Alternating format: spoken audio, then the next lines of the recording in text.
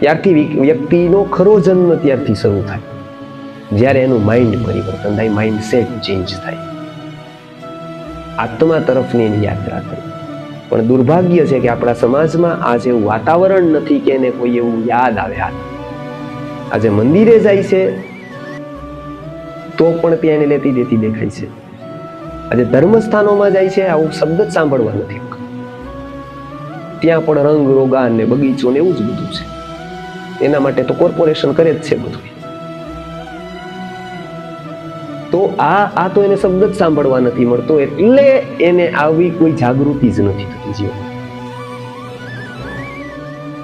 તો આ જાગૃતિ આવે એના માટે ઘણા બધા મહાપુરુષોએ ઘણું બધું ચિંતન કર્યું છે, અને એક જ કામ કર્યું છે, મનુષ્યના મનનું.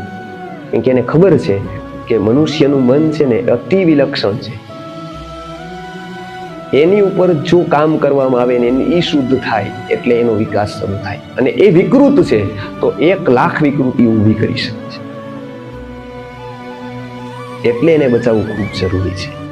કોઈ એક આગ લાગે ત્યારે શું થાય? તો કે આગ લાગે ત્યારે 2 વસ્તુ થાય કે 3, 5, 6 ભાઈઓ હોય, બધા હોય, તો આગ લાગે ત્યારે શું થાય? તો કે નિર્બુદ્ધ વ્યક્તિ ને બુદ્ધિમાન વ્યક્તિ કોણ? બુદ્ધિમાન વ્યક્તિ હોય ને, આગ લાગે ત્યારે શું કરે કે સીધો તિજોરી તરફ જાય, તિજોરીમાંથી પૈસા કરેણા કાઢે બહાર. ઈ બહાર કાઢે, નીકળી ગયું, પથાઈએ કરે, થોડું પલંગ કાઢવાની, બીજું કઈ કરે. નિર્બુદ્ધ વ્યક્તિ શું કરે? પલંગ કાઢતો રહે, પલંગ કાઢતો રહીએ બધી બાજુથી, ત્યાં ઓલું સળગી જાય બધું. અત્યારે પણ એક એવી આગ લાગી ગઈ છે. તો બુદ્ધિમાન વ્યક્તિ શું કરે કે સૌથી મહત્વનો વ્યક્તિ તો કે મનુષ્ય, એમાં પણ મહત્વનો વિચાર, એની ઉપર કામ કરે. એ જો થઈ ગયું તો આ બધું પાછું થવાનું જ છે. એ ન થયું તો આ બધું કોના માટે?